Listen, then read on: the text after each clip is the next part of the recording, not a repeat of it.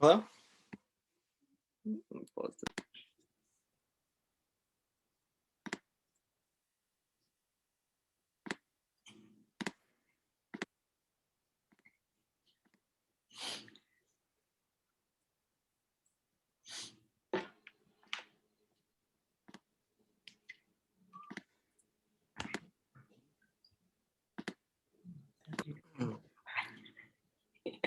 Hello, welcome to FIBCO Virtual Health Fair Session 319, Your Oral Health. My name is Zach and I will be your tech moderator for this session. A quick reminder of our Zoom etiquette. Please remember to use the stop video button if you need to stand up or leave the room during this presentation, as not to distract the presenter or other participants. Also, please hold your questions until the end for the Q&A portion of this session. To participate in the live Q&A, you will be able to use the raise hand button found inside the reactions button at the bottom of your screen. Raise your hand if you have a question and then wait for me to indicate that you may now ask your question. I will unmute your microphone, which will give you a prompt that says ask to unmute. When this message comes up on your screen, press on it and then begin speaking to ask your question. Or you may type your question in the chat and someone will read it out loud. I will now turn it over to your presenters. All right. Hi, I'm Jasmine, and we have Rohit and Shivani and Haya here. Haya is going to be sharing her screen so that we can look at some slides together. Perfect. All right, so today we're going to be talking about good oral hygiene. And we're just going to go through a few topics. Feel free to ask questions and definitely leave a message in the chat because Haya is going to be responding to all of those. So, or just raise your hand and interrupt because that's cool too. So yeah, next slide.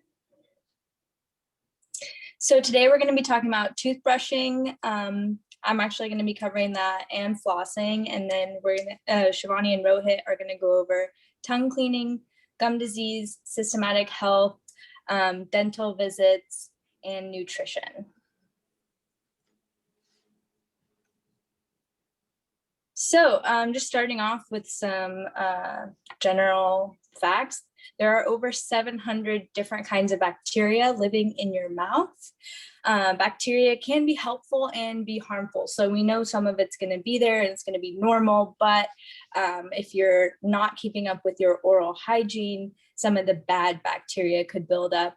And from there, it creates biofilms or coatings in your mouth. So that's what's going to be covering your teeth and gums and cheeks, and that's what you have to brush off so that you can prevent that plaque and tartar buildup. So that would be removing the bad bacteria. So for toothbrushing, you have two options. You have your manual toothbrush and your electric toothbrush. It's really important to get toothbrushes with soft bristles. We don't want anything with even medium bristles or definitely not coarse bristles. It's really important, whether you're using an electric or a manual, to hold the toothbrush at a 45-degree angle. And that might be kind of hard to imagine, but basically what it is you don't want to be straight on with your teeth. You kind of want to be like tilted into the gums when you're brushing your top teeth, or tilted into the gums into your bottom teeth. So for your toothpaste, you definitely want to use toothpaste with fluoride in it. That is what's going to keep your enamel nice and healthy and hard. And you don't have to use a lot of toothpaste. You can just use a pea-size amount. And you want to be brushing your teeth twice a day for 2 minutes each time. All right, and on to flossing. I got some floss here too.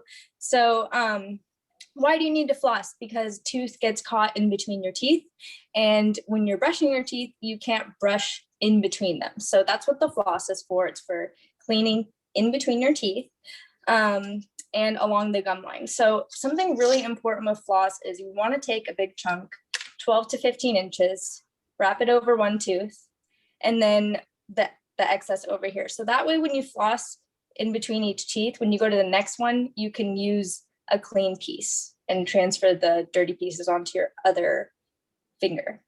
Also, you want to be flossing in a C shape. So you don't want to just stick the floss in between your teeth and pull it right out. You want to adapt it to the shape of the tooth and go in a C shape and then get the other tooth on the other side. So that covers it for flossing.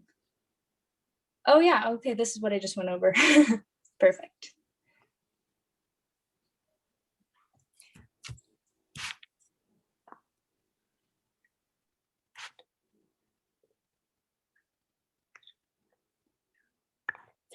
Hi, so I'm going to be covering the tongue cleaning portion.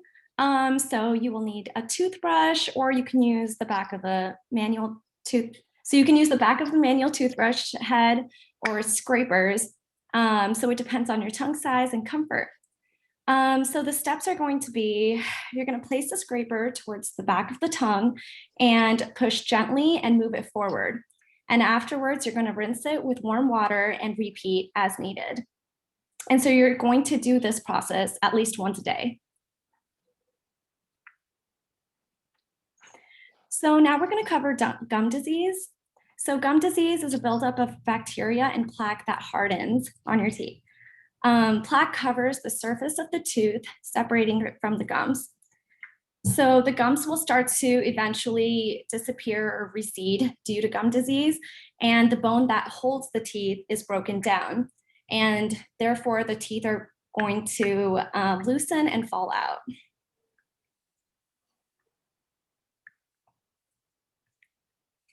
So gingivitis is when the gums are red or swollen. So when you're brushing, sometimes it can lead to bleeding, and that's how you know you have gingivitis.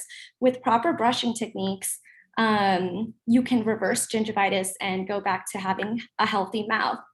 But sometimes if this isn't taken care of in soon enough, you can advance to periodontitis, which the bone starts to pull away from the teeth, and at the gum line, you get pockets. And because of those open pockets, food and bacteria starts to get trapped, and the toxic bacteria moves in to fight, causing more destruction and breakdown.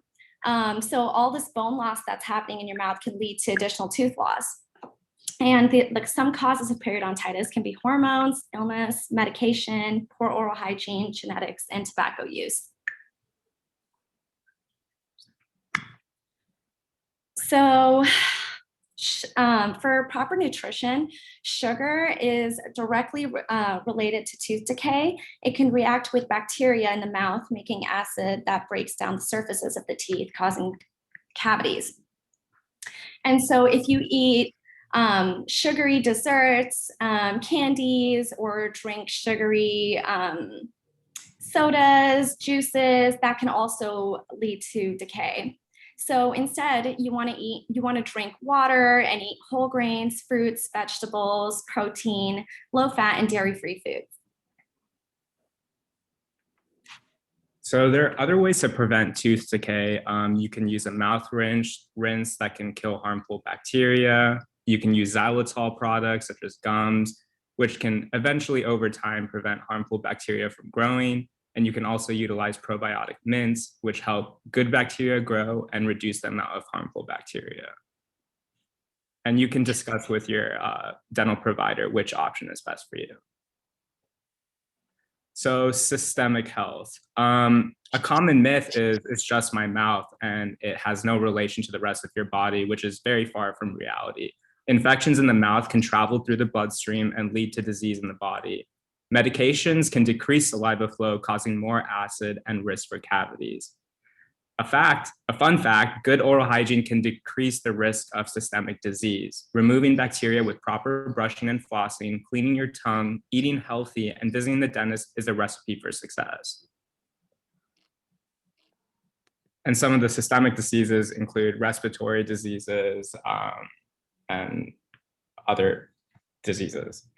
So in a typical dental visit, to prepare for it, you'd want to bring items such as an ID, insurance card, patient information sheet, and medical history. You can plan to be at the dentist for approximately 1 to 1.5 hours. It is recommended to visit the dentist every 6 months. However, some people need to go more frequently. Voice any concerns or questions you may have, and be sure to perform proper hygiene between visits. So in your dental visit, what's going to happen is there's going to be a head and neck exam, which is used to check for unusual bumps or lesions. It involves looking in and around the mouth. You're going to receive x-rays, which will look at different parts of your teeth and check for decay. And then also your appointment, you're going to undergo probing and scaling, where a hygienist will probe along the gum line to measure the pockets around each teeth. And if you're in need of a cleaning, the plaque will be removed from the surfaces of your teeth with a scaler. And if you're feeling anxious about a dental visit, don't be afraid to share your fears, focus on breathing, using hand signals to communicate with your dentist, and distract yourself. And that wraps up our presentation. Do we have any questions?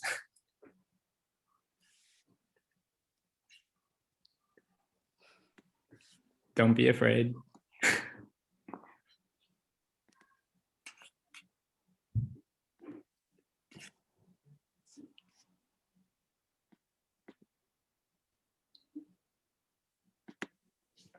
Okay, well, it doesn't look like there's any questions.